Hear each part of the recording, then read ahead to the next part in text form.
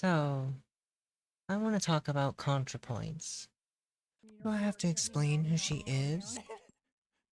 If you don't know who she is, I'm not sure how you got here, but it's important to remember that we're all in some kind of online bubble. Consider how many online personalities with millions of followers you first hear about when they get into trouble. If you're in a similar online space to me, it might be easy to forget that many people have never heard of Natalie Wynn, or even video essays. Here's how people often describe her. The internet can be a real breeding ground for hate and disinformation. But with the help of her boundless empathy and her master's in philosophy, she's helped people question their extremist beliefs. ContraPoints, or Natalie Wynn, is the most popular representative for left-wing transgender creators on YouTube. Her costume design, mood lighting, and her myriad of characters serve to make a spectacle of herself more than her dissenters ever could. She even helped people like myself come out of an extremely harmful way of thinking about the world, and many are glad that she shone a light on an area of YouTube that was becoming a seething pit for ignorant thinking. She approaches every topic with empathy. She goes above and beyond in understanding all sides of a conflict and portraying the human element of why these conflicts exist. She dropped out of her PhD program in philosophy in the 2010s and started creating video essays on YouTube about gender, capitalism, feminism, and philosophy. In 2017, she transitioned publicly through her content, and I have recommended her videos to truly everyone in my life. Wow. Personally, I would describe her videos as shitposty, meme-filled analysis of human nature. She dives into maladaptive emotional responses and how people internalize harmful rhetoric. She uses personal discussions and subversive humor to examine the patterns to online hate and bigotry. Many YouTubers will acknowledge her influence on video essays as a medium. She has inspired some to start their own channel. She's won awards for her essays and often receives comments from people who have cited her in academic works. What this leaves out is that she's a controversial figure within online trans communities, especially Twitter. Her rhetorical concessions and self-deprecating humor often result in extremely contentious discourse. Emotions towards her can be so intense that it's much easier to keep opinions to yourself to avoid starting discourse. Things have calmed down somewhat, but it's hard to anticipate what will start discourse again. Okay, so why am I describing her influence as understated? Well, this has more to do with the influence that doesn't get attention because of what does get attention. To really get into this, I need to dive into a lot of personal experiences. So this is your warning that this video is as much about me as it is about her. Okay, so who am I and why do I want to talk about this? Full disclosure, I've been a fan and patron of Natalie's for several years, and I run a small channel where I post silly clips of her videos and gaming streams. It's mostly her getting jump scared because apparently that's what people want to see.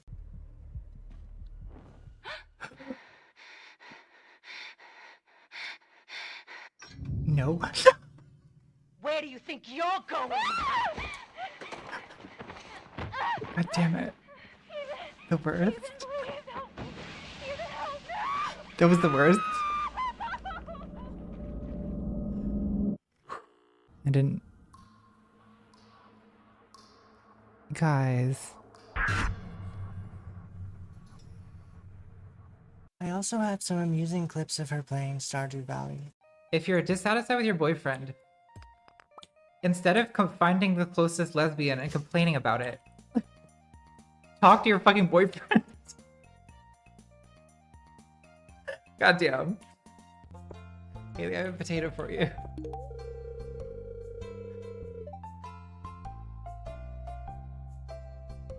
I've seen enough gaming and Patreon AMAs to be pretty familiar with her views and how she's likely to answer certain questions. People who already have animosity towards her are prone to misread her positions and jokes.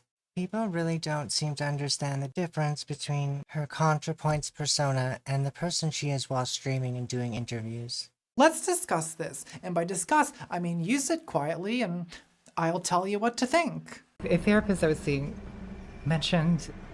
suggested my own YouTube channel to me by describing the channel, and I was like, yeah, I'm pretty sure that's me. And he was like, I don't think so, because this woman was like, she was like a witch, and also she was really like a huge personality, like super over the top, and you seem very shy. And I was like, no, that was definitely me. That was just me in character. Even more frustrating is that many people's impression of her is still stuck on who she was prior to when she came out as a lesbian 4 years ago.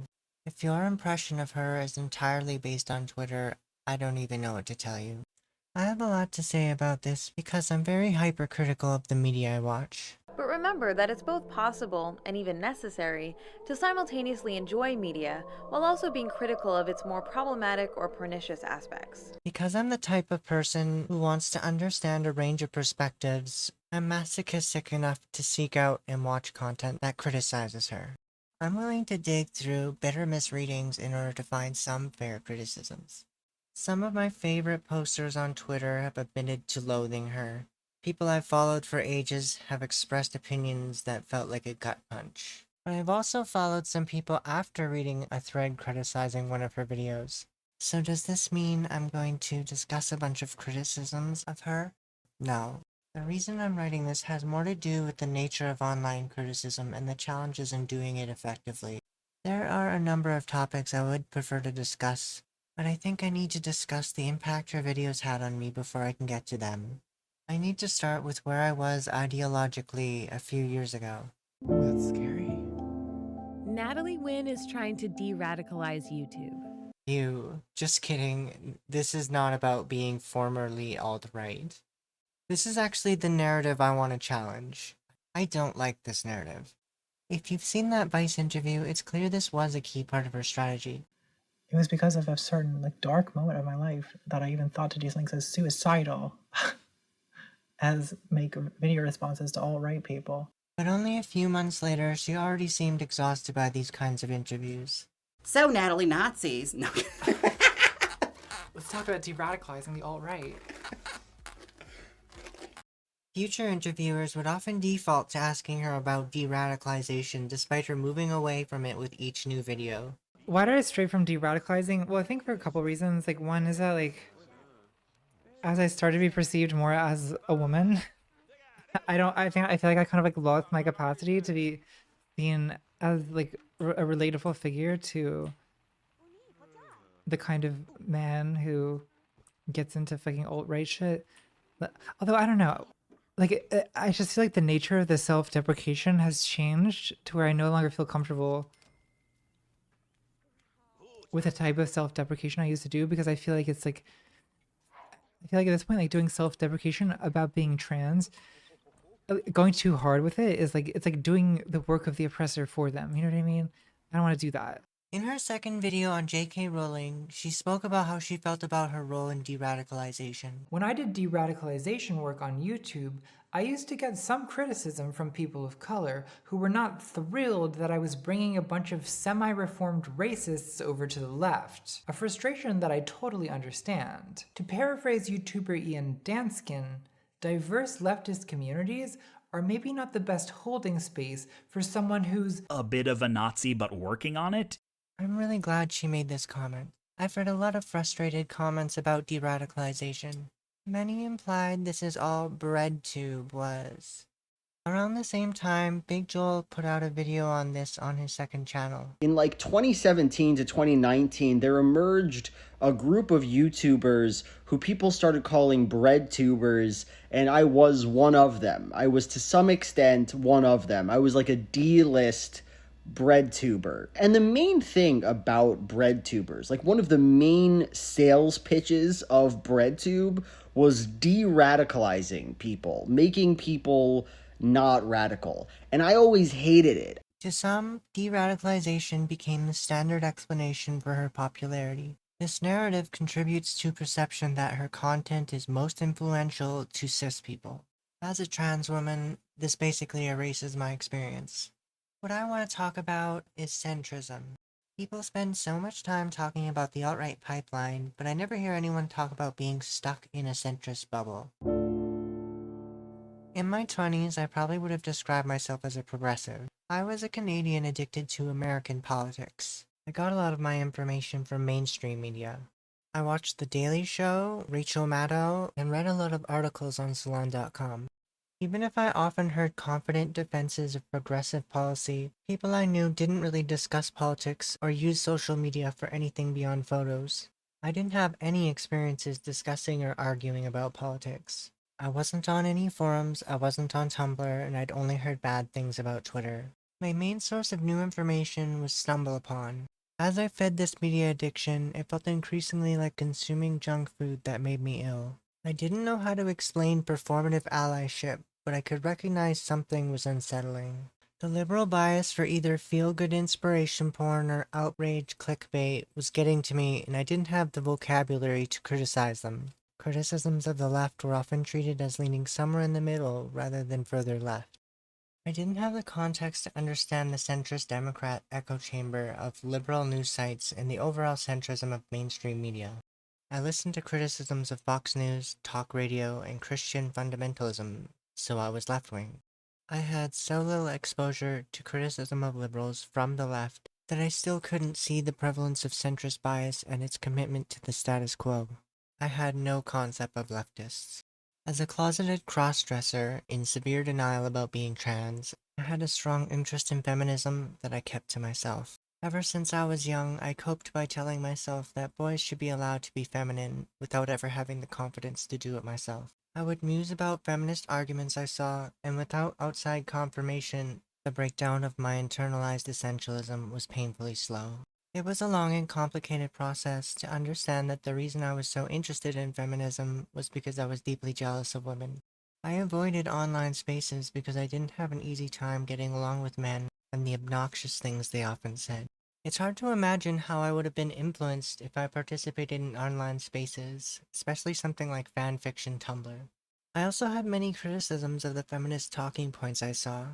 Now we might call this girl boss or pop feminism, but at the time I wasn't aware of other people criticizing it. When I eventually read an article which described white feminism, I felt vindicated. It was exciting to see people talk about how feminism was not immune to recuperation by capitalism. Although, at this point, I probably would have said consumerism rather than capitalism. Around this time, the popularity of New Atheism reached its peak with an abrupt rift between the misogynist elements and those in favor of diversity. I saw some of this, but I wasn't aware of the online movement on forums and atheist YouTube. Natalie has an hour-long Patreon tangent where she describes the chronology of New Atheism in detail. She discusses how this was the first online community she had significant interactions with. This is how she made online friends with queer and trans people for the first time. This community was extremely influential to her, but also severely disappointing when it schismed into misogyny and racism. Her tangent goes into detail on how SJWs destroyed with facts and logic originated from creationists destroyed with facts and logic. Misogyny online steadily increased leading up to Gamergate. They used caricaturized clips of SJWs to dismiss any kind of inclusivity. This is when Ben Shapiro had the easiest time dunking on college students. When I asked my brother why he watched him, he said he disagreed with him on everything, but he liked how he argued. He seemed to expose some rhetorical weakness on the left. Within my personal bubble, this was centrism. Years later, I still didn't have many sources for new information. I started reading more progressive voices on Kotaku and Gizmodo. I still follow some of them on Twitter. Unfortunately, most of what I read still involved liberals dunking on conservatives. At one point, a site I frequented called addictinginfo.org released an article that was so clearly rage bait that I immediately quit using the site. A few months later, John Oliver spoke about clickbait, and Addicting Info was explicitly named. While that site no longer exists, many of the writers also worked for Occupy Democrats. It's a lot easier now to discuss how social media and news outlets cater to an echo chamber to drive up clicks. It still doesn't seem like there are enough discussions of how social media can drive an addiction to anger and outrage. This experience made me particularly aware of when I'm letting anger drive my engagement. Twitter, in particular, encourages dunking and rage as entertainment. Stumble Upon is how I found sites like Addicting Info and Upworthy.com. It's also how I first found videos of Bernie Sanders and Elizabeth Warren. It's bizarre thinking back to this period where people speaking passionately about the failings of capitalism seemed new and powerful. At the time, they just seemed like obscure videos on the internet. no one I knew had heard of either of them. I remember thinking, I wish they would run for president. It came as a huge surprise when Bernie decided to run in 2016. Honestly, my initial reaction was embarrassment for him. I thought it would only bring humiliation. It was surreal to see how many people agreed with him. I suddenly realized there were far more people who felt like I did than I ever considered. It seemed like drastic change, or even just finding community, was possible. Unfortunately, he was not immune to the same cult of personality that forms around all media figures. Knowledge about democratic socialism and the current state of the Overton window increased dramatically. There was a movement that wanted progressive changes, but the establishment Democrats wanted nothing to do with it. I finally had context for the failings of the out-of-touch centrist bubble, but when Trump won in 2016, this moment of hope deflated and I couldn't handle my news feed anymore. I completely checked out. I spent several years not knowing how to engage with politics at all. When I eventually heard conservatives were flipping out over someone called AOC, I wasn't interested in learning more. The desire for hope felt superficial. When you spend most of your life oblivious or in denial about being trans, it can be really hard to say when you knew. Even if I knew specifics about who I wanted to be, I didn't know that was the same thing as being trans. Numerous times I concluded that being trans made the most sense, only for me to bury the idea and forget it. At some point I finally accepted that it was true, but that transitioning was not possible for me. I was committed to keeping it a secret until I died, preferably sooner than later. Then, seemingly by fluke, I experienced 3 days that struck me to my core. I decided to watch Hannah Gadsby's Nanette and proceeded to bawl my eyes out. I felt such overwhelming connection to their account of the pressure and trauma of feeling gender not normal. Their rage at the patriarchal norms that controlled their life broke down my walls of denial. And this tension, it's yours. I am not helping you anymore. You need to learn what this feels like, because this tension is what not normals carry inside of them all of the time, because it is dangerous to be different. It's really hard to experience intense emotional catharsis and then stuff it away again. It seems silly now, but the next day I heard about AOC appearing on a gaming stream for charity. This was novel enough for me to investigate Alexandria Ocasio-Cortez for the first time. I was baffled to learn that the streamer was HBomberGuy, a video game YouTuber that I was already subscribed to, and the charity Mermaids was in support of trans children. It was the Donkey Kong 64 Nightmare stream. Could I say trans rights, please? I know there's a lot of people in the chat who would love to hear it. Trans rights, absolutely. It's a no-brainer. Trans rights are civil rights, are human rights. Woo! My internalized transphobia was still so strong that a gaming YouTuber supporting the rights of trans children was unthinkable. I was so touched by this that I rewatched a few of HBomberGuy's videos. While doing this, the ContraPoints video incels appeared in my recommendations. I initially ignored it several times because I'd never heard the word incel before. It would have been extremely easy for me to continue ignoring it. Completely out of boredom, I eventually clicked on the video. It feels absurd now to admit that it drastically changed my life. It's hard to emphasize how much I've learned since then. There's so much that I never had the context to properly understand. My centrist bubble influenced the type of information I could integrate into my understanding of the world. I had so many thoughts and beliefs that were unacknowledged by my inability to speak about them. It controlled what I considered possible. Now I'm in a similar position where I feel the only way to expand is to put them into my own words. There is more to say about ContraPoints in regards to centrism. Enough people have called her approach centrist for her to make jokes about it. I think this is a misplaced use of the term. There is a big difference between both sides centrism and attempting to appeal to normies and outsiders. And I know you kids know all about this, but before we dive in, I have to explain the basics to my fellow boomers. I've tried to express the value of explaining things to those who don't even have the vocabulary to understand the basics. For the rest of my life, I'll have to accept that a YouTuber changed my life because no one else in my bubble was saying what I desperately needed to hear. I didn't have much exposure to video essays before ContraPoints. The closest thing would have been in-depth video game reviews by HBomb or Joseph Anderson. Every time I watch the intro to Incels, I'm transported back to the mental state of my initial reaction. The video begins with a post from Our Brain Cells titled, "Imagine How a Woman Feels." This post disturbs you with the realization that it has nothing to do with a woman's feelings. Instead, it is about how pleasurable it is to touch a woman from the perspective of someone who never has. I had no idea what I was watching. I might have closed the video if I hadn't been so confused about what angle this video was going to take. As Natalie begins to speak, I continue to be confused. Bone structure. What is this tone? What is this atmosphere? What am I watching? Who is this lady? Why does she seem weary about this subject as though we've been through this too many times already? Why does it feel like I've been invited to her house to have a private conversation? Who created a website called Alana's Involuntary Celibacy Project that was essentially a safe space for people who just couldn't get it in. This first taste of her subversive humor was enough to get me interested. It demonstrated that she was going to be frank and honest on a touchy subject. Proceeding in that spirit, I must admit that I had something of an incel phase. As I said earlier, I avoided online spaces, so I'm not saying I was involved in incel groups. I had never heard the word incel before, but at one point it might have applied to me.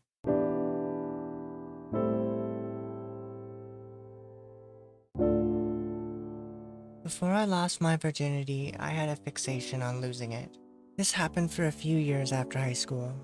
Following the incel naming conventions, I might have qualified as an assert-cel. I felt that I struggled with dating because I was not assertive enough to attract women. This also applied to how uncomfortable I felt taking a dominant role in the bedroom.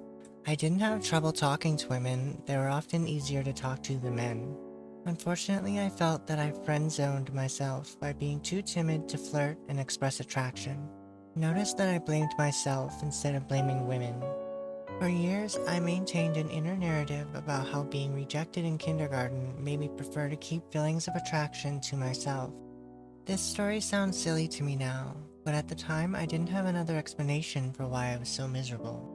I never wanted to discuss these issues with men because I already had experience with how gross they could be about the whole thing. I defined the friend zone as unrequited love rather than anything to do with sex. I always wanted a long-term romantic relationship that started as close friends. This allowed me to scrape by, feeling better than other nice guys as a cope. The nice guy phenomenon was definitely an obstacle for fully understanding myself. Looking back, I can see that I didn't want to be a nice guy, I wanted to be a sweetheart. I would often say something which a girl would say was sweet, and it would make me feel better about myself. I somehow got this confused with the concept of nice guys. Unfortunately, this also meant that I had a pattern of falling for close friends. I would form these obsessive crushes that wrecked me emotionally. I would become overwhelmed with guilt that I wasn't satisfied with just being friends. My inability to reconcile my desire for romance with my testosterone adult sex drive left me feeling deeply inadequate. When I finally did have sex, it was one of the most awkward experiences of my life. Neither of us knew what we were doing. None of it matched up to the pure ecstasy envisioned by the Our Brain Cell Reddit post. It was clear something was not working, and it didn't bother me when she broke up with me soon after. It was actually pretty positive for a first breakup. Things improved when I finally got a long-term girlfriend. We had a very intense emotional connection, and sex was alright if infrequent. There was still something missing that resulted in both of us feeling unsatisfied on some level. My discomfort with my role in the bedroom eventually caused her to feel inadequate. I allowed myself to feel guilty, believing my lack of sexual interest was due to being a shallow person. After over a year of living together, we had an intensely emotional, mutual breakup. I continued to form intense crushes as soon as I became close friends with a woman. I felt guilt and shame over my persistent attraction to bisexual women. I didn't know how else to interpret this beyond the typical way guys fetishize lesbians. I still thought of my desires in the bedroom as a fetish. Somehow I wanted a romance where we could take it slow, but also a bisexual dom who was into feminization. This filled me with intense self-loathing. While many people express intense fear of rejection, I started to worry what would happen if they said yes. What if we have sex and it's awful? What if we're just sexually incompatible? What if she gets to know me and decides I'm just a creep? What if I find the right person and I'm still not happy? I would go through the gut-wrenching process of abruptly confessing my feelings just so that I could get rejected and move on. Rejection was comfortable and safe. After over a decade of limerence-induced devastation and increasing discomfort on dating apps, I effectively forbid myself from forming crushes.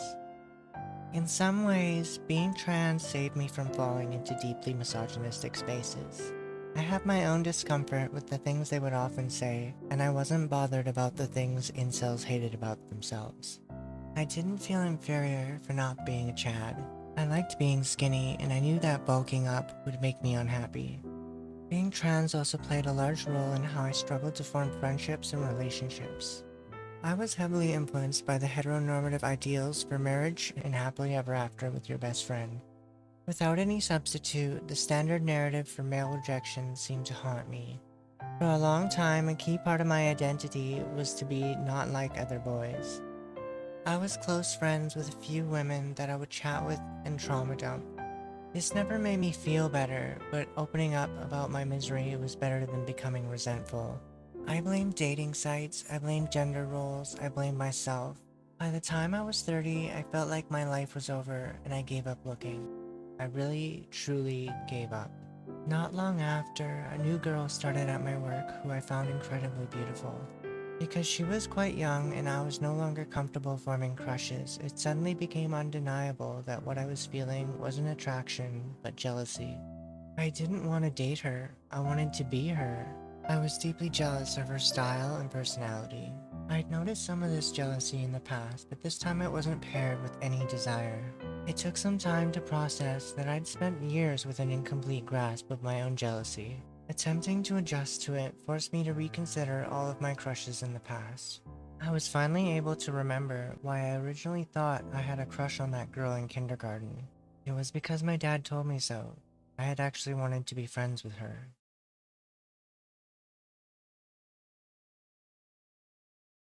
I can't put into words what it's like to have a story you told yourself since childhood suddenly evaporate.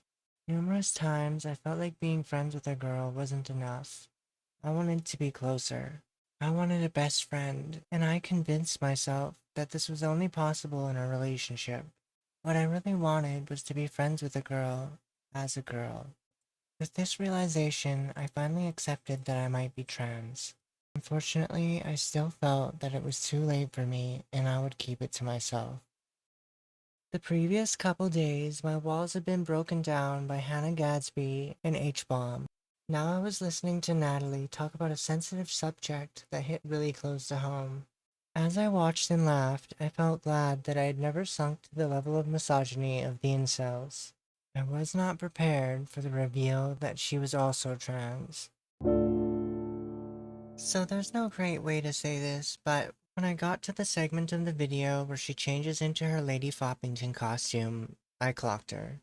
It must needs be remarked that the skull of the Chad exhibiteth a brow ridge most pronounced. There's a few times she's done jokes about the comments people send when they suddenly figure out that she's trans. My reaction was just as ridiculous and overdramatic. I was struck. I checked her YouTube homepage, I checked her Twitter bio, I was looking for some confirmation along the lines of trans YouTuber or pronouns. This is where I was at. Because I didn't find anything like that, I checked the titles of all of her videos and started watching them in erratic order. I didn't return to the incel video until several videos later. My process of discovering I was trans was a spiraling mess. It can be very challenging to remember the chronology of what I knew because nothing I saw took trans people seriously. Everything was framed from a cis perspective in order to produce shame. Most of what I encountered was by accident or from terrible sources. For most of my life, the only words I knew for trans people were slurs. It's hard to remember all the confusing moments where something scratched against the inside of my shell. The story of David Reimer, Jerry Springer episodes, typical 90s television transphobia, gender-bending episodes of cartoons. Because I cross-dressed in private, I would often wonder if I could be trans, but I would decide that it didn't make sense. I didn't like men, I didn't want a sex change, I didn't really know what drove trans people to transition. Immediately after, I would forget the whole thing until inevitably I returned to the question sometime in the future. Through all the cycles of denial, I would wonder what happened to trans women who would have been tomboys growing up. I once saw a trans woman who worked at the mall. I wasn't sure she was trans, but I thought she might be because she was very tall. I finally concluded that it was unlikely because how could anyone get breast implants so small? I still knew nothing about HRT. Early in my 20s, I found a sex education site and I was intrigued to learn about intersex people. I wondered if I could somehow be intersex without knowing. I found myself wishing I was, or wanting to meet or date an intersex person so I could learn more. I concluded this was probably weird and would come across as fetishizing, so I moved on. This site probably contained information on trans people, but I would have ignored it due to my flawed understanding. My next big learning moment came from trans woman porn star Serena Valentina. I had no idea transitioning could change so much. I was especially amazed by her voice. I somehow managed to find a video of her, which started off with an interview where she explained that she transitioned very young.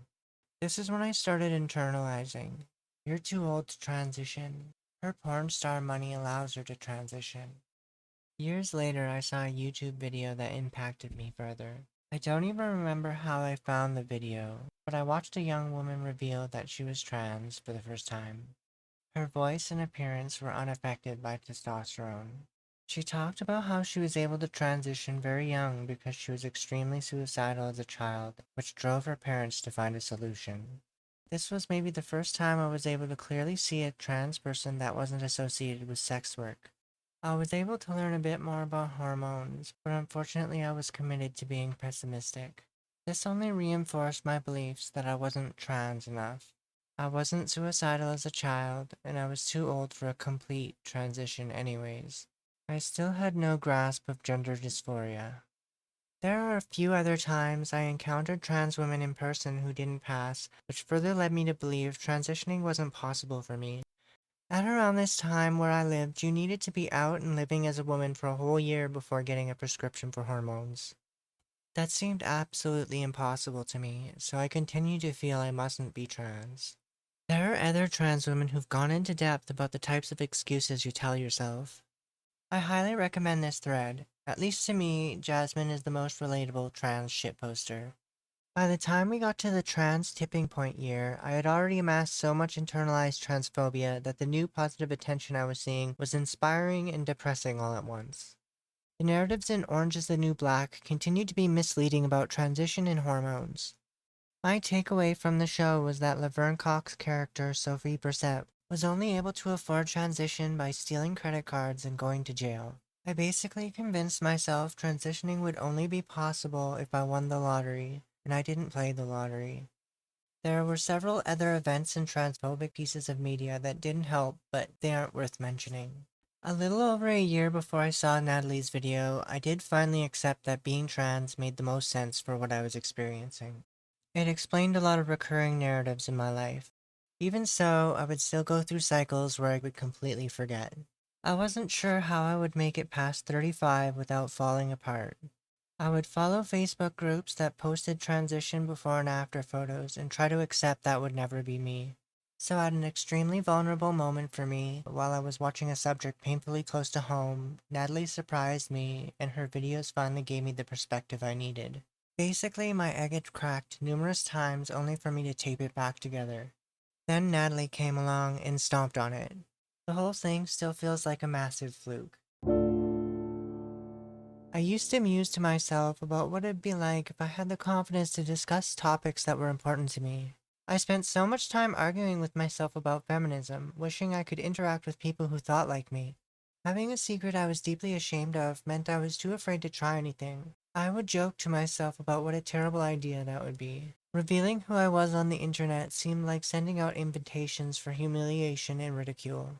Now I was watching someone do what I told myself was impossible. She was examining complex, sensitive topics with humor and style, while trans. It felt surreally like I had manifested her into existence. I knew there were trans people making videos on trans topics, but I assumed that they all transitioned young and that I would feel the same way watching them as when I viewed transition timelines. Natalie was only a year younger than me, and she was only on HRT for a year and a half. On some level, this still seems kind of impossible to me. It might seem like anyone could have introduced me to these topics, and it just happened to be Natalie. There are many other ways I could have learned the same information. However, when you have a limited or broken knowledge about something, you're unlikely to know how to seek it out. There were far more trans supportive spaces than I ever would have believed, but I had cut myself off. Accidentally finding a channel by a trans woman my age, while in a vulnerable state, shook me enough that I had to know more. The initial hook of seeing them as entertainment allowed me to binge them and give in to my curiosity instead of avoiding the subjects. The key part of this was her sense of humor.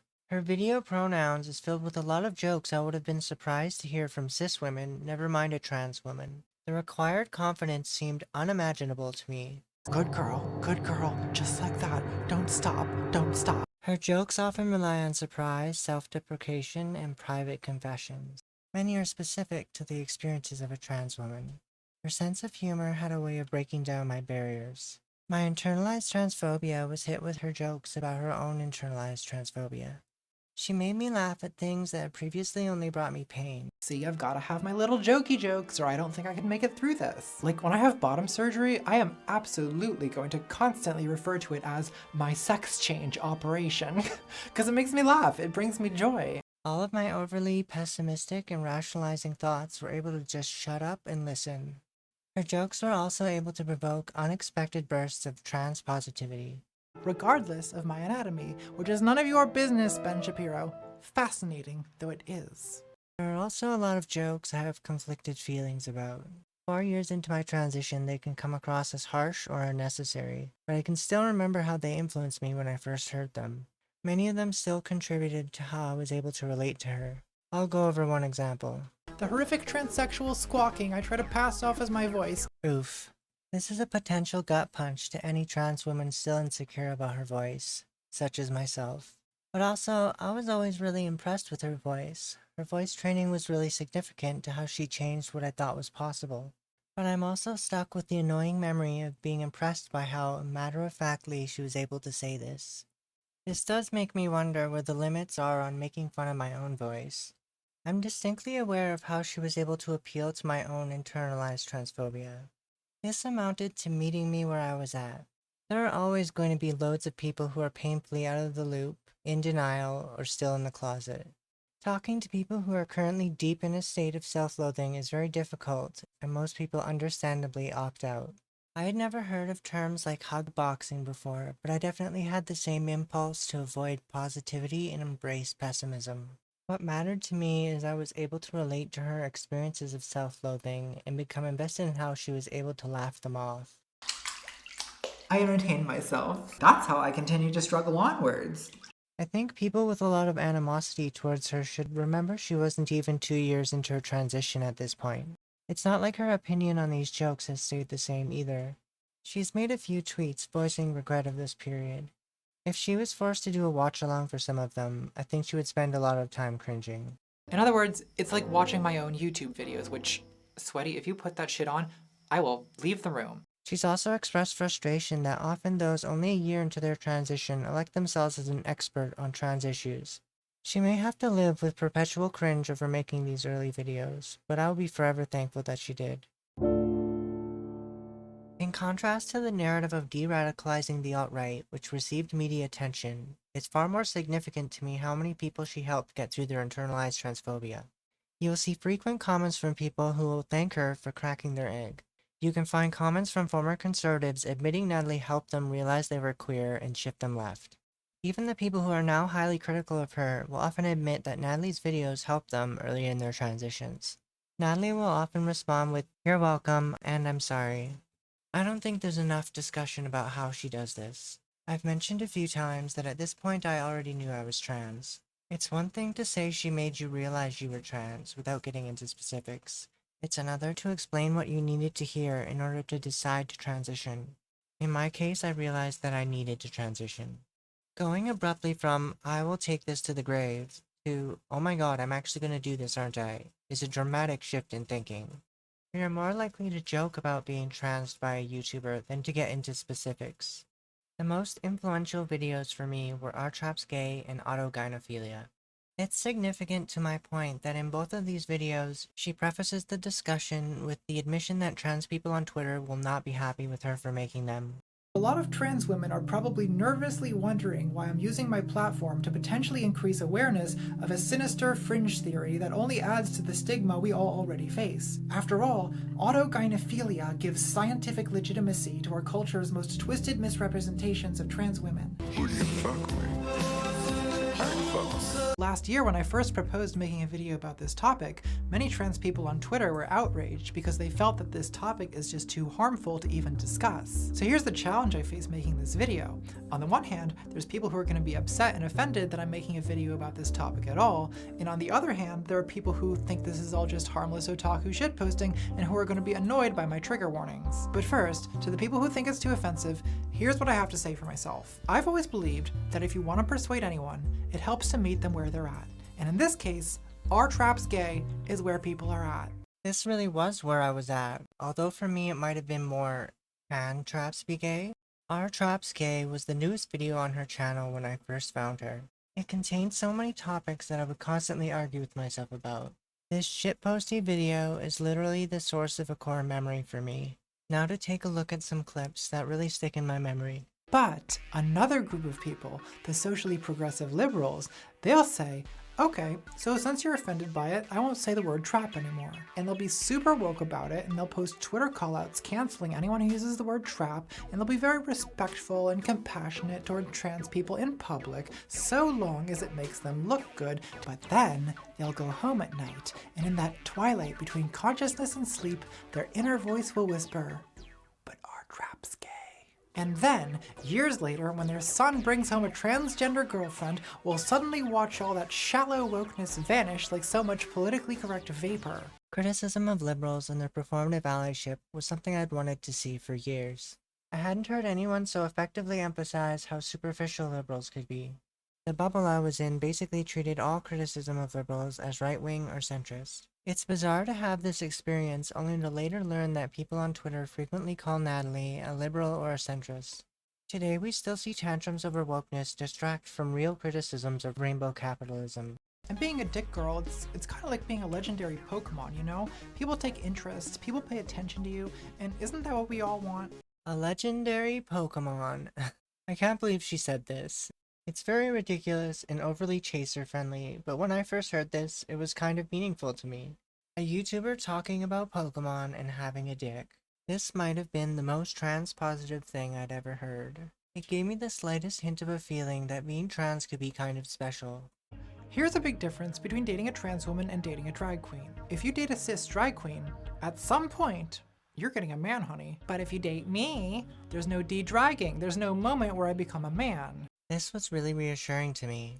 Even if I knew there was a difference, I didn't really know the difference well enough to explain it. I didn't have any sort of confirmation that could stop me from going around in circles. It's not like it was something I spoke to anyone else about. People are really ignorant about hormone replacement therapy and what it does for trans women. It feminizes our skin, our smell, our body fat distribution. It makes us grow breasts. That's right, these are my very real, very biological titties. Okay, now we're getting somewhere. Skin, smell, body fat distribution? What? I didn't know HRT did much beyond breast growth, and I thought that was pretty limited. This knowledge pretty dramatically changed how I felt about transitioning. I went from thinking it wouldn't help me in any way to suddenly becoming very curious. Now I'm the proud owner of my very own biological titties. And if I bring home a gentleman or a lady. Wait, what did she just say? A lady? That's allowed? I feel like this is a common point for a lot of trans women. Many of us assume we couldn't be trans because we're not into men. At this point, it's been memed to death in various comics. There's something basically tragicomic about Natalie in the midst of her severe denial about being a lesbian, somehow managing to be the trans lesbian representation I desperately needed. It would be another year before she really started to accept this herself. Later in the video, she talks about this a bit further. Before I transitioned, I dated women, and I still do have lesbicious and lesbiniacal feelings, but early on my transition, I encountered a lot of TERF shit, and it really scared me off dating cis lesbians, which I never have. This was my first time hearing the word TERF, and I had no idea what she was saying. Shortly after this clip was my first time hearing the word NBs, which also went right over my head. Ew, periods. I'm a straight man. I'm not used to putting a towel down when I fuck. I don't know how to use a condom because I expect cis women to be on birth control and do everything for me. I love this bit. Natalie's sense of humor was something I wanted to hear for a long time. I still can't think of anything comparable. This was somehow affirming and made me relate to her more. Even though straight men are like, ew, dicks, that's gay. You guys also kind of love dicks? You're always drawing them? Your buildings look like dicks? Your porn all has dicks in it? When I first saw this, I couldn't help blurt, "Yeah!" at the screen. These are some of my favorite musings. I really didn't get why it was so common for porn to include dicks. These are some of the things I would often wonder to myself. Now there probably are some men who will always be put off by a woman's having a dick, and you know what? That's fine. Not every man can be a poet, a visionary, a sage. This was a perfect neg for me because at the time I had my own attachment to the word sage. But I suddenly had to remind myself that I was not a dude learning to accept attraction to trans women. I was a trans woman. Becoming distinctly aware of the cognitive dissonance in your own mind is a bizarre experience. But now we finally get to the thing I most needed to hear. More than trans lesbians and HRT changes, and it's such a passing comment. You like girls, you like dick. I'm a girl with a dick. Let's make this happen. That said, if someone views that part of me as male and wants me to do with it what men do with it, then pass. Not interested. Not interested? You can just opt out? You can just not? This blew my mind more than anything else I'd seen so far. The casual way she said it. It hadn't occurred to me that you could just say you're not interested and move on. Suddenly I had permission for something I hadn't realized was important to my mental well-being. Realizing I could discard any interest in intercourse allowed me to realize how forced it had been. This was a major part of why I'd been so uncomfortable in relationships. At this point, a lot of the maybes and what-ifs in my head just shut up. I spent the rest of the video in a state of stunned silence. And then she taught me how to tuck. Voila! It's like it was never there. For more information, you can purchase my book, Talk Your Penis, with a new foreword by Dr. Jordan B. Peterson. This is still the only set of instructions I've heard and followed, and it's also how I first heard the name Jordan Peterson. Most people don't realize that taking feminizing hormones actually changes the anatomy and functionality of the genitals, shrinking everything down and softening everything up. I can't even articulate my initial reaction to this. I'd already gone beyond any trans positivity I'd experienced before. My mind was in this soupy stunned state of mesmerization. My brain had gone nonverbal. And she just kept going. There are straight men who fuck cross-dressers, there are straight men who fuck drag queens, there are straight identifying men who fuck other straight identifying men. What is going on here? Straight men, what is your deal? Who are you? What is your life? How did you become straight? Did they recruit you? Were you groomed? I blame the parents. At this point, Natalie's video is almost a relic of the past. It's intriguing to rewatch this with the knowledge of how things would change over the next 4 years. Groomer would become the next favorite buzzword of transphobes. Traps would be overtaken by femboy. Who could have imagined that in just a few years we'd go from "Are traps gay" to gamers complaining about femboy erasure? Apparently this whole time they preferred when it was gay. The gamer outrage when Bridget became canonically trans was unreal. Femboys are cool, trans is boring. Quit trying to make me respect women. Anything to avoid treating trans women as women. I mentioned how Hannah Gadsby's rage towards men left me emotionally raw. When I finally got to the end of the video and Natalie expresses her rage towards transphobic men, I was hit with the same set of overwhelming feelings. Now men, this might be difficult to hear, and maybe you don't want to hear it from me, but this idea of manhood is hurting you.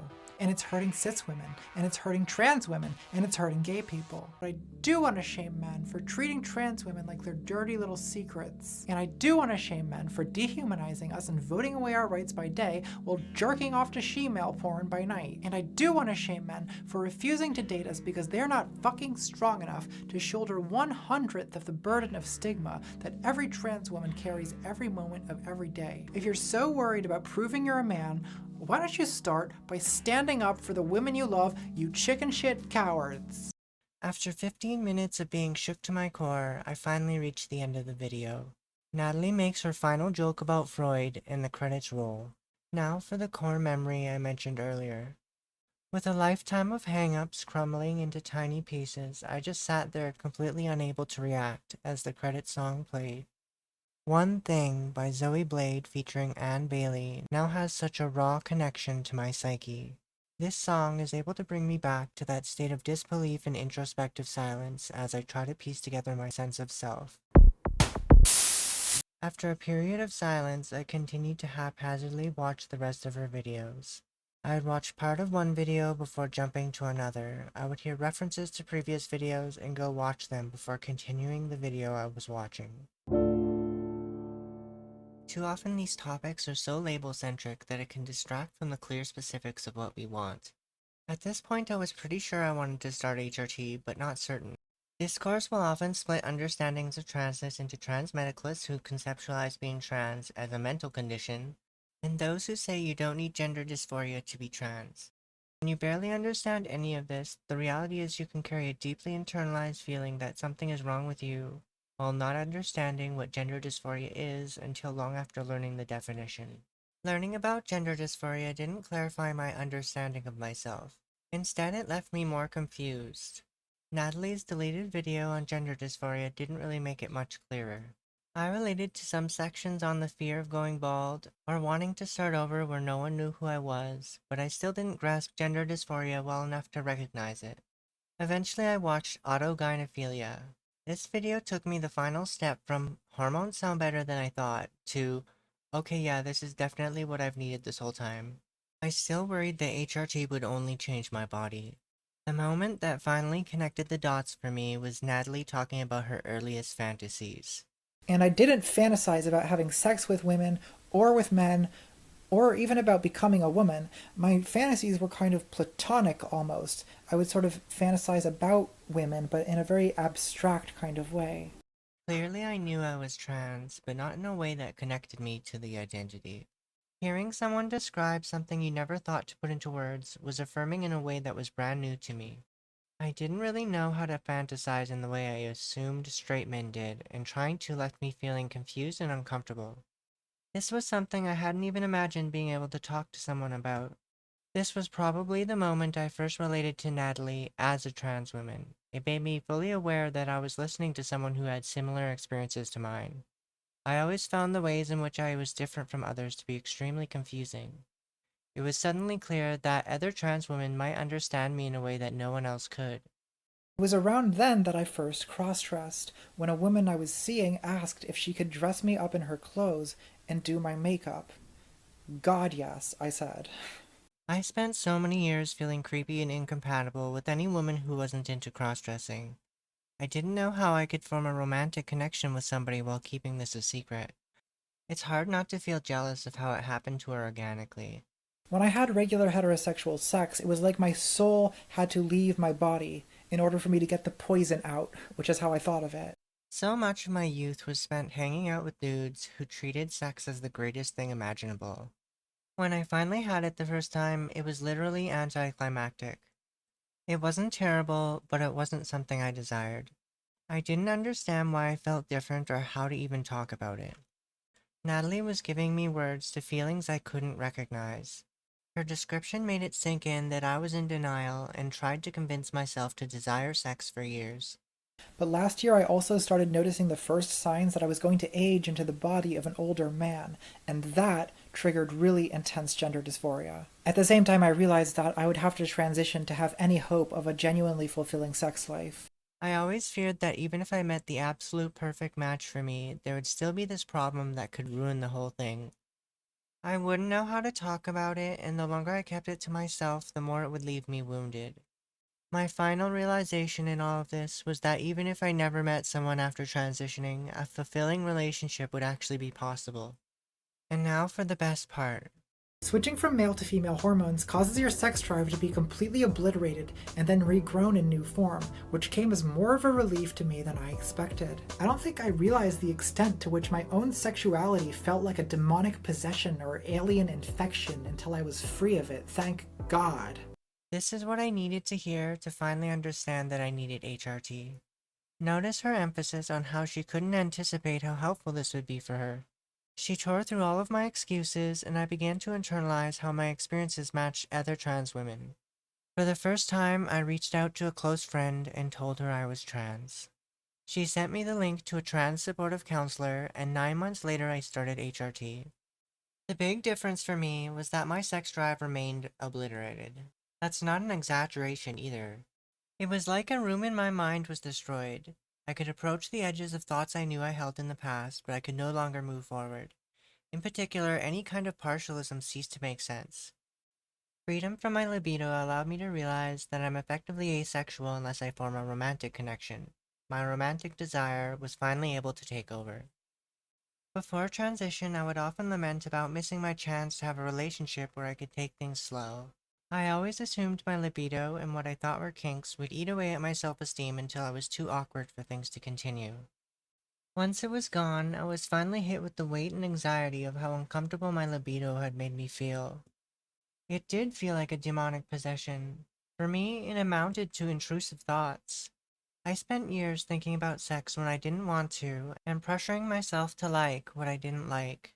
When I was finally free from this pressure, I stopped wanting to think about it at all. Now I find sexual fantasies and kink kind of exhausting. I don't really feel like imagining anything beyond holding hands until after holding hands. There's a lot more I could say about my personal experiences, but I don't want to do that. There are chunks of memories that I don't want to remember, and I'd rather let them atrophy. Treating my deep internal conflicts as kink to be briefly satisfied and then repressed was emotionally damaging. Ultimately, I can only think of those years as a prolonged period of self-harm. There is one part of Blanchard theories that I found kind of funny. Blanchard and Lawrence attempt to explain why trans women continue to live as women after losing their paraphilic desires. They propose they form a pair bond with themselves. If these trans women are essentially men with a paraphilic desire to become women, why would they continue preferring to live as women after the paraphilic desires go away? Well, this is where things get really weird. According to Blanchard and Lawrence, the only way to explain this is to shift the goalpost and say that actually, autogynephilia isn't a paraphilia at all. It's actually a sexual orientation. So what happens when you transition is you actually pair bond with yourself, forming a kind of stale, sexless marriage with the woman you've become. And if that sounds like it doesn't make any goddamn sense at all, it's because it doesn't. This was funny to me because over a decade ago, in the depths of my depressed musings, I had a similar thought. In one of those moments where I would allow myself to imagine transitioning, only to immediately repress the whole thing, I catastrophized about how if I transitioned, I would definitely never find a girlfriend. However, some quiet, defeated part of myself sarcastically suggested, well, maybe you'll be able to form some sort of bond with yourself and be the woman you're looking for. This bitter joke was my attempt to describe the possibility of loving myself. So, Blanchard's theory is on par with my naive, sarcastic musings in a pit of depression and denial, and I just find that funny. At this point, I finally returned to her video on incels. I'm sure a lot of people watching this feel the same way. I bet some of you have been this guy. I have been this guy. So look, I'm going to tell you something I've never really come out about on this channel, so this is like a really vulnerable moment for me, but I used to live as a man. You'll have to take my word for it, but this joke hits so much harder when you've just returned from a major existential trans detour through the rest of her channel. Many questions I asked myself on repeat were finally answered and given closure. The whole experience felt like years of psychotherapy. I let go of hang-ups I held on to for years. So I started this whole thing talking about her understated influence, and at least to me, inspiring people to transition is pretty impactful. However, for me there's still more to this. Her videos provided a style of feminist commentary that I'd been craving. Her section of autogynephilia on normal female sexuality was deeply affirming as something I often thought about but never discussed. She restored my curiosity and made me realize there was more people out there my age that wanted to talk about politics in a way that was more interesting than liberal news. For the first time, I was interested in finding community and learning as much as I could. I didn't want to be out of the loop anymore. For all the discussion of de-radicalization, it goes understated how many things you may hear about for the first time when you've been stuck in a centrist bubble. To really emphasize what this bubble was like, I need to go through some of the topics I learned about for the first time through her videos. I'll start with some silly ones. You know, I sometimes hear white, bougie, middle-class, computer programmer trans women be like, "We're getting murdered in the streets." Who's we? It's not white middle-class trans women. As a trans woman with a computer science degree, this was a really abrupt way to learn that computer programmer trans women was already a meme. Okay, next is trans girl cat girls. So I really want you to consider for a moment how ironic it is that Natalie is the one who introduced me to cat girls. It's also not lost on me that this is like the 7th time on this channel I've dressed as a cat girl to make fun of them. I have posted cringe. You should all be laughing at me right now. However, for a while now, trans Twitter has effectively moved on to puppy girls. And then the dog girls bomb the cat girls. But there are whispers that puppy girls are on their way out. Bunny girls might be the next big thing. Up next, we have twink. Up until this point, I basically thought this was a slur. I was surprised it had a positive connotation. Now for less silly topics. Non-binary people. What I knew about non-binary people was almost entirely based on a shitty documentary I saw on detransitioning. They ran the narrative that this person transitioned to become a woman, then quit hormones, and detransitioned into a non-binary person. This next one might intrigue some people. I'd never heard of being valid before. It's kind of bewildering to see how much focus this gets. I can relate to not feeling trans enough, but this is a whole other approach to describe that. Getting more serious, I heard about incel terminology for the first time. I learned about dysphoria. I learned about autogynephilia. I learned about TERFs. I had no idea there was a dedicated group that opposed trans people. I had never heard of Jordan Peterson, but my brother had. Getting even more serious, dead names. So, Natalie makes this joke about, I've always been Natalie. And I actually thought, oh wow, I don't know if I've ever heard her name. And like a complete fool, I googled Natalie Wynn birth name and clicked the first link. The website was Kiwi Farms. This was possibly the most brutal way to learn the significance of dead names. Also my first lesson on Kiwi Farms. The page that appeared had her full doxing info, surrounded by transphobic disgust and old pictures of her. I wish I could erase this memory. This was the moment I realized that Natalie's position making arguments online was just as terrifying as I always imagined it would be. This one's on the house, Kiwi Farms.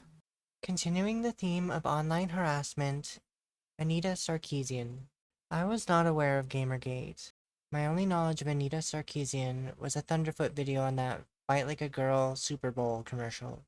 I thought he made some decent points about the commercial, but about halfway through the video he shifted to talking about Anita.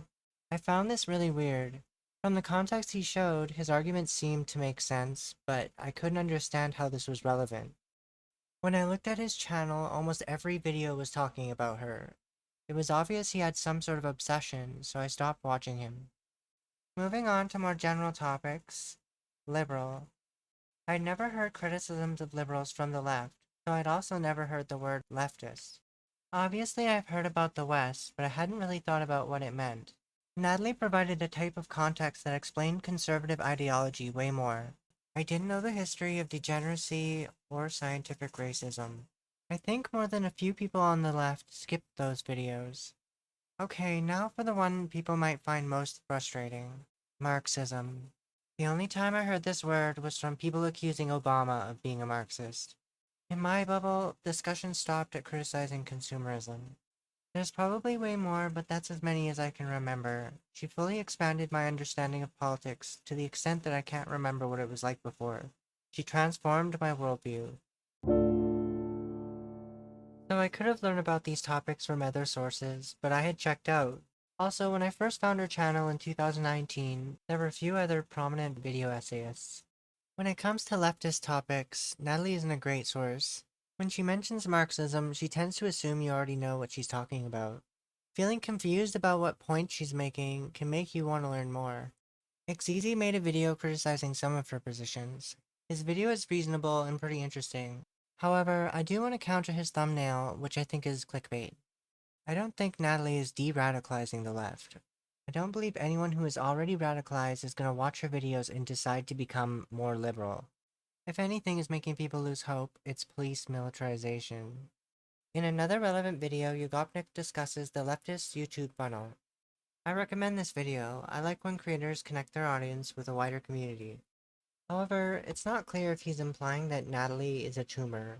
Either way, I don't think it's a problem if Natalie's audience is mostly liberals. You can't anticipate how many liberals or sock dems are gonna find her videos interesting and then decide they want more. Even in his comments section, people share how ContraPoints was how they first found LeftTube, appealing to liberals while also making people want to become more informed than other liberals is part of the appeal of her videos. She thrives on a certain kind of FOMO people experience about wanting to feel in the loop. If you do want to start learning about leftist perspectives, I recommend these videos from One Dime and Second Thought, and these videos from Hakim and Balkan Odyssey. Okay, now for the final section.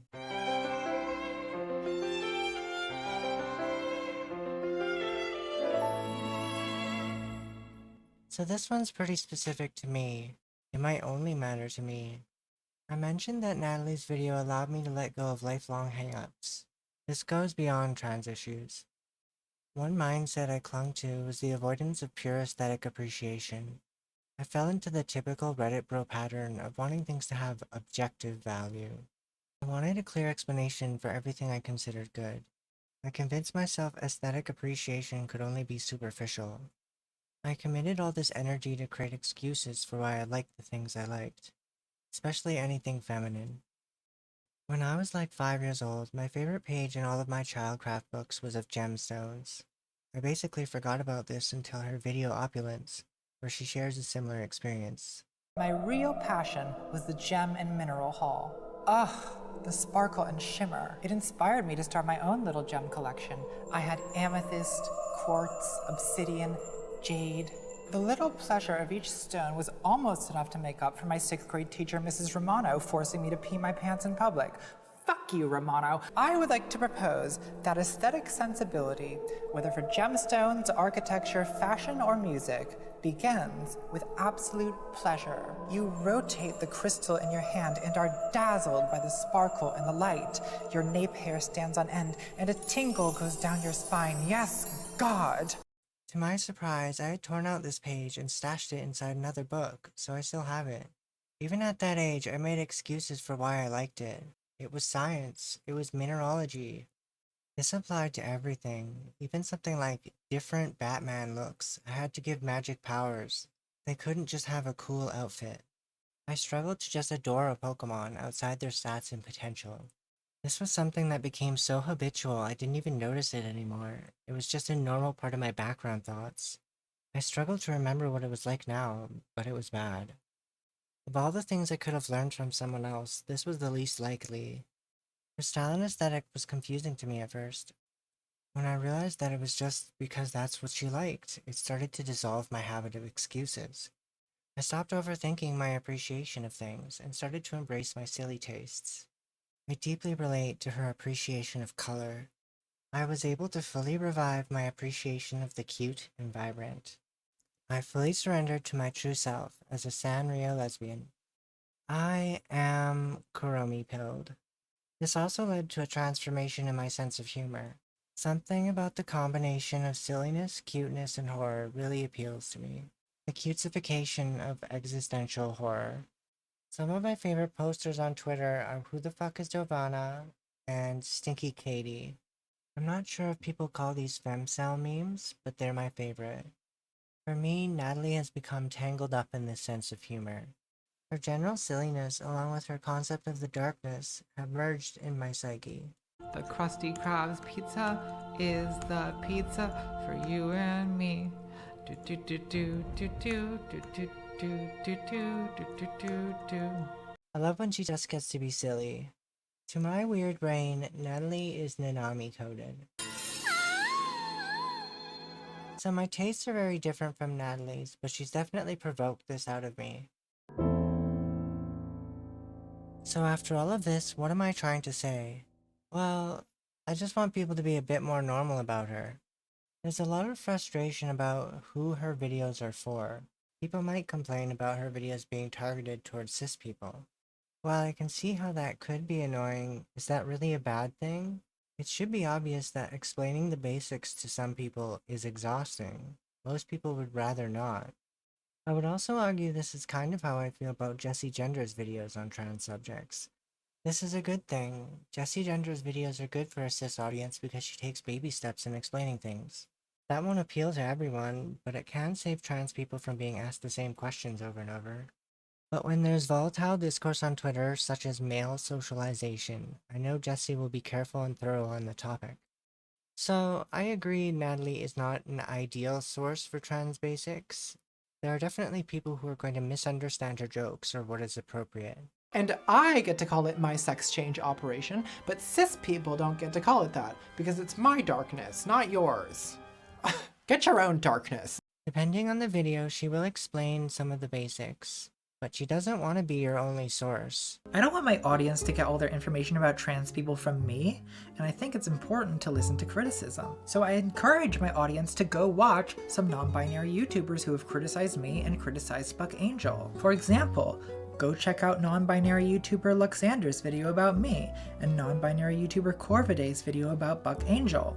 I think YouTube, as a platform, is better at producing criticism rather than canceling. But we do have individual non-binary people, some of whom are making content that has taught me a lot about non-binary experience, non-binary bodies, and non-binary life.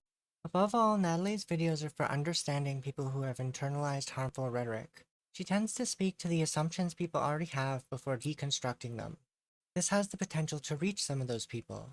If Jessie Gender's videos work for curious cis people and baby trans, Natalie's videos work for some cis people and closeted, queer, and trans people. At the very beginning of this video, I showed a clip of her talking about a therapist who recommended her own videos to her. Clearly enough trans people are telling their therapist that her videos were helpful to them for this absurd moment to happen.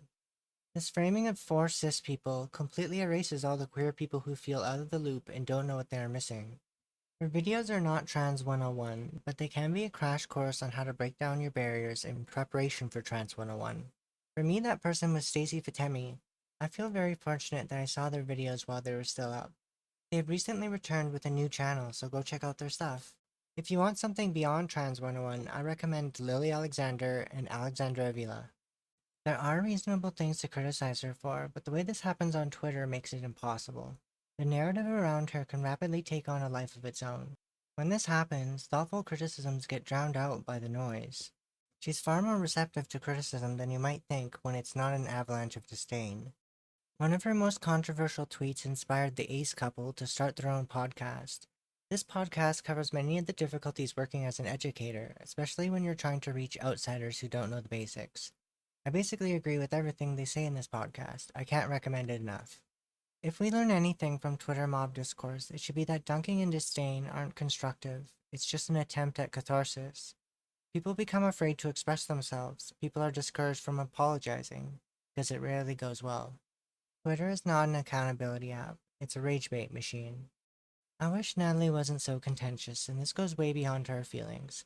I want you to consider the people who get recommended her videos in therapy and then finally decide to transition. If they decide to look for online community, it can be jarring to learn that they should keep this part of their experience to themselves. This was my experience joining Twitter. I always assumed I would never join, but when Natalie discussed how critical people were of her, I wanted to know more. She was the most progressive person I'd listened to at that point, and I didn't want to feel out of the loop again. Due to the controversy around her, it was not easy to form connections with other people who were influenced by her. This got worse at the end of 2019 when I saw loads of people I followed trashing her. This inevitably hurts more than just Natalie. It hurts the ability to have conversations. The situation here is that any cis person who defends me, or even associates with me in any way, will be labeled a transphobe. Any binary trans person who associates with me will be branded an NB-phobe. And any non-binary people who associate with me will be ostracized from their own community.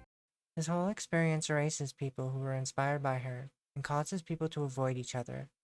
I can't change the fact that a YouTuber is basically part of my life story. Her greatest influence might be making people realize there are more people out there you can learn from. I hope this video made you think about how people learn things for the first time, and how that might be important to how they find community. Would it surprise you that this is only about half of what I wanted to write? I don't know how well making videos will work out for me, But the next thing I want to write about is breadtube and parasocial fandom. If that sounds interesting to you, please consider subscribing. I would love to connect with a community of people who are impacted by Natalie's videos. I've made a Patreon with access to a Discord server. I want to create a space for people who want to share weird memes and videos they found interesting. For making it to the end, here's a video of my cat who passed away this year.